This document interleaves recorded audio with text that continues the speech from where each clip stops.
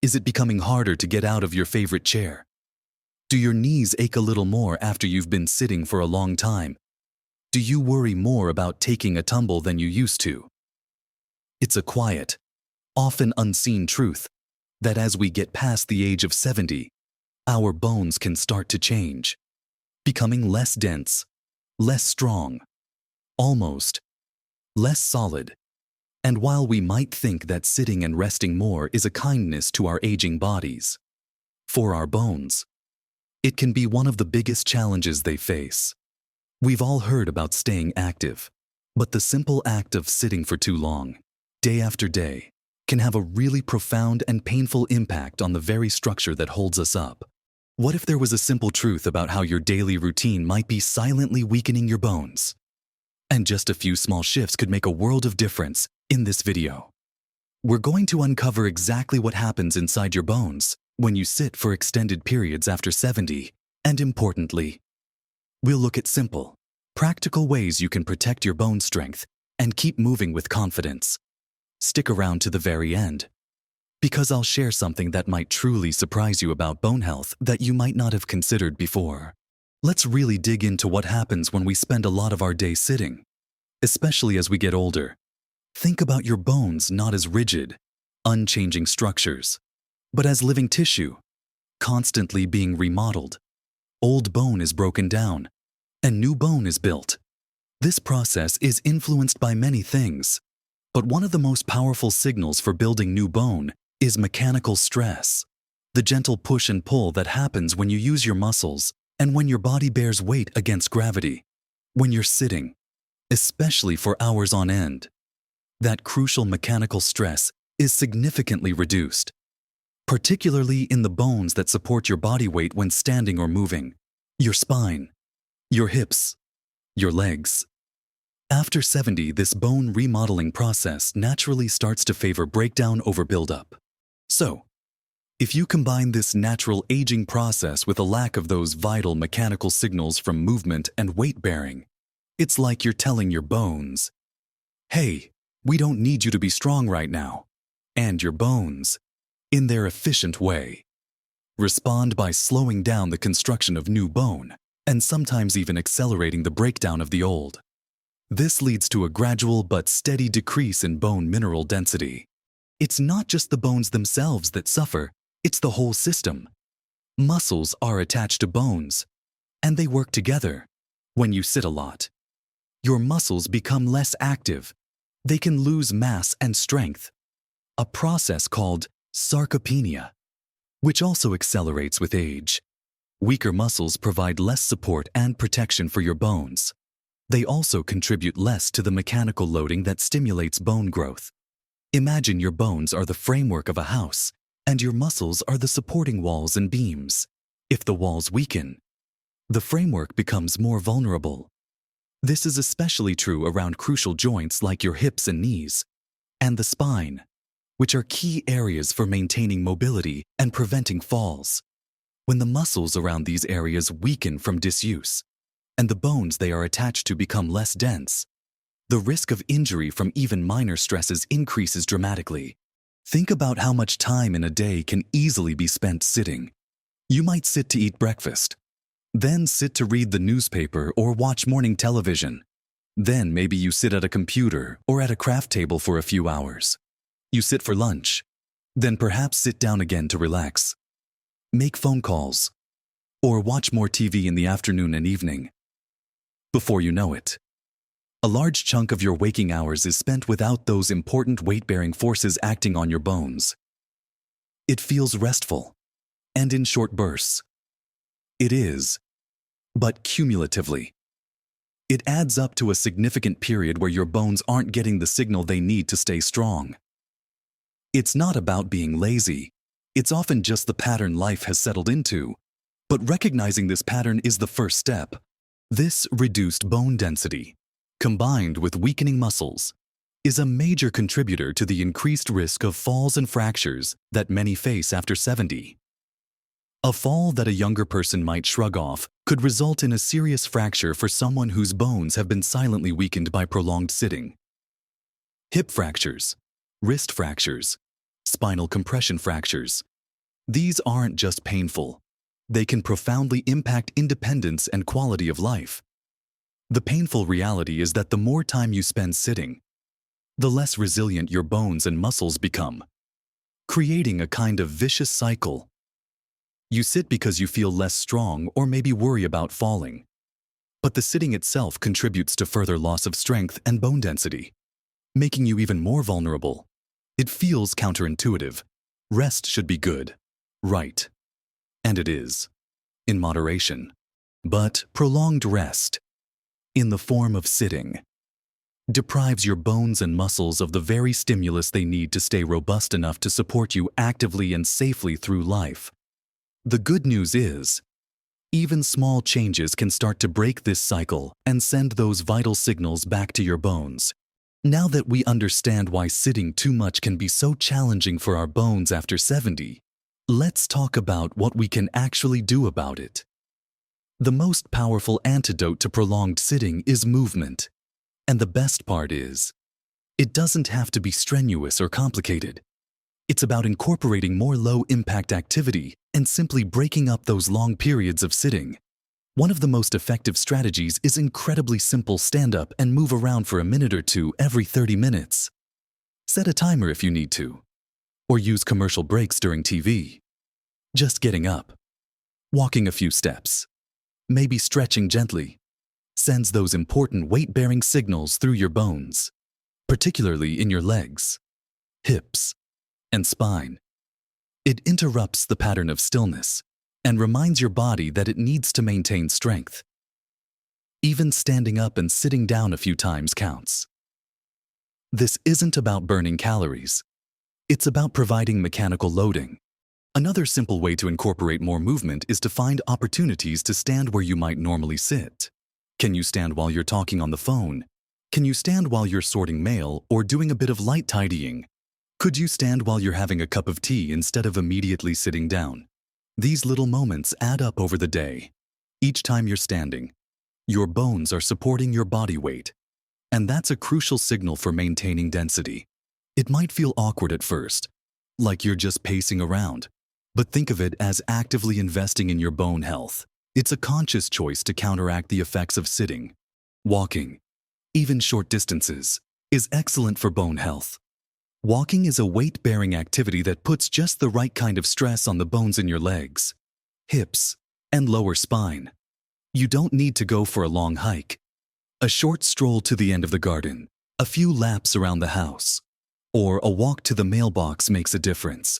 If you can safely walk outside, even better. The varying terrain provides slightly different stresses, which is good. And if the sun is out, you might get some vitamin D, which is essential for calcium absorption and bone health. More on that later. The key is consistency. A few short walks every day are often more beneficial than one long, infrequent walk. Find a rhythm that works for you and your mobility level. Even walking with a cane or walker provides significant weight-bearing benefit compared to sitting. Stairs, if you have them and can navigate them safely, are fantastic for bone strength in the legs and hips. Even just going up and down a few steps multiple times a day can make a difference. Always use handrails and take your time. Ensuring safety is the top priority. If stairs aren't an option, simple leg exercises while seated or standing can help strengthen the muscles around your bones, providing better support and stability. Things like marching in place while seated, leg extensions, or standing heel raises are gentle yet effective ways to engage those muscles. Remember, stronger muscles mean better protected and supported bones. It's also helpful to think about hobbies and activities. Can you find ways to make them a little more active if you enjoy gardening? Can you spend some time standing or kneeling with support if needed, instead of sitting on a stool the whole time if you enjoy reading? Can you read for some of the time while standing or gently pacing? It's about creative ways to integrate movement into the things you already do, rather than having to carve out huge blocks of time specifically for exercise. The goal is to make movement a more natural, integrated part of your day, sending those bone-strengthening signals more frequently throughout the hours you are awake. Every little bit truly helps in building and maintaining bone density as we age. building on those strategies for breaking up sitting time and adding gentle movement. Let's look at a few more ways to support your bones and overall health. While weight-bearing exercise is crucial, activities that improve balance and coordination are also incredibly important, not just for preventing falls, but because falls are the primary cause of fractures.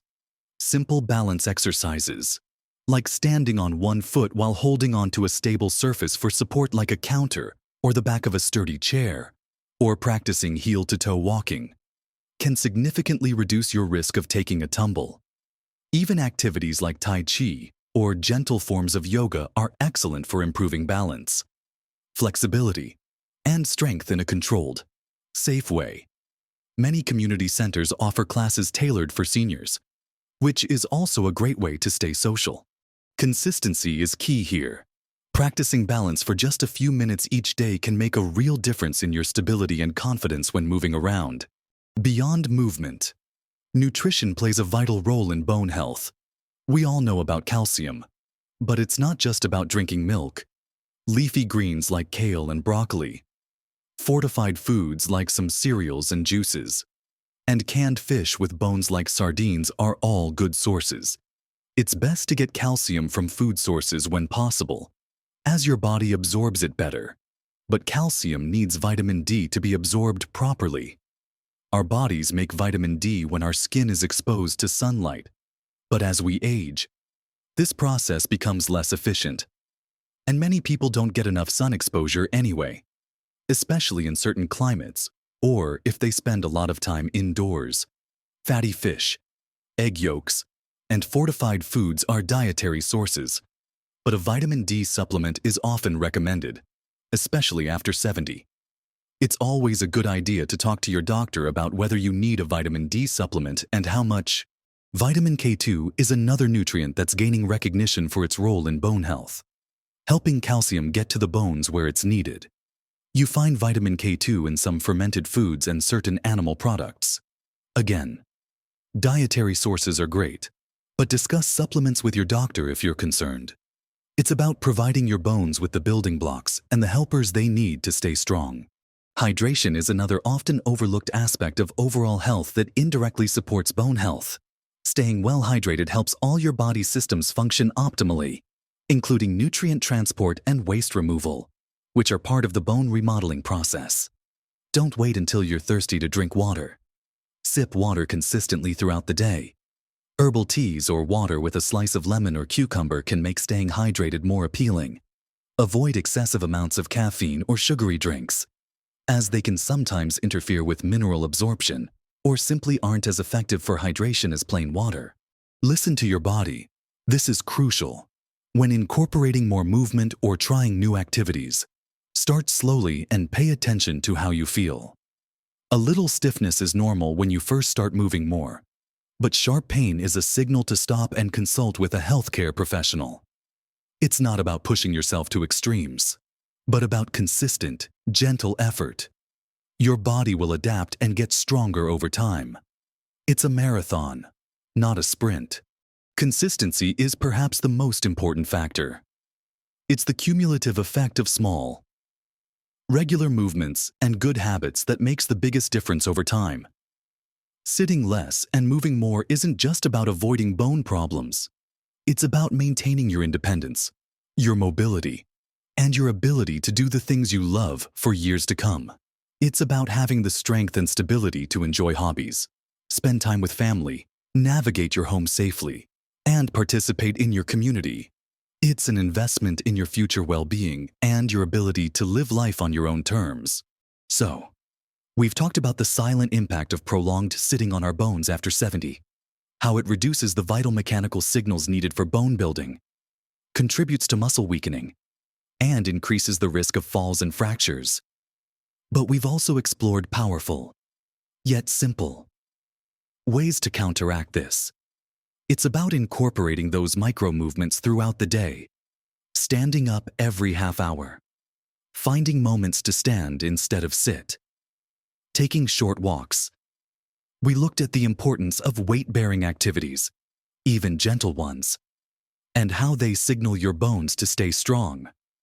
We also touched on the crucial role of balance exercises in preventing falls, and the building blocks your bones need from nutrition like calcium and vitamin D, and the importance of staying hydrated. Remember, your bones are remarkable structures, constantly working for you. And even after 70, they respond to the signals you give them.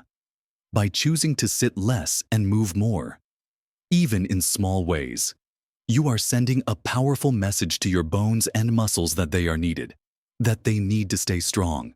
It's not about achieving peak athleticism. It's about everyday movement, consistency, and making conscious choices to integrate activity into your routine. These aren't drastic changes, but gentle shifts in habit that can have profound long-term benefits for your strength, stability, and independence. The surprising thing I wanted to mention is that bone health isn't just about preventing fractures. Stronger bones and muscles contribute to better posture, which can improve breathing and digestion. Maintaining mobility through movement also helps with circulation, cognitive function, and even mood. It's all interconnected. By taking steps to protect your bones, you're truly supporting your entire body and enhancing your overall quality of life in ways you might not have expected. It's about feeling more capable, more confident, and more energetic. You are not alone in facing these challenges, and you are absolutely capable of making positive changes. Start small, be patient with yourself, and celebrate every little step forward. Even getting up during one extra commercial break today is a victory. Your bones will thank you, and you'll feel the difference in your strength and confidence. We love hearing from you and learning about your experiences. Have you found creative ways to stay active or reduce sitting time? What are your go-to strategies for staying mobile? Share your thoughts and tips in the comments below. Your insights could help someone else. If you found this information helpful and feel ready to make some small, positive changes for your bone health, please give this video a like. It helps us reach more people who could benefit from this message. And be sure to subscribe to the channel for more practical advice and encouragement on living your best life at every age. Thank you for watching and for investing in your health. Live your best life at every age.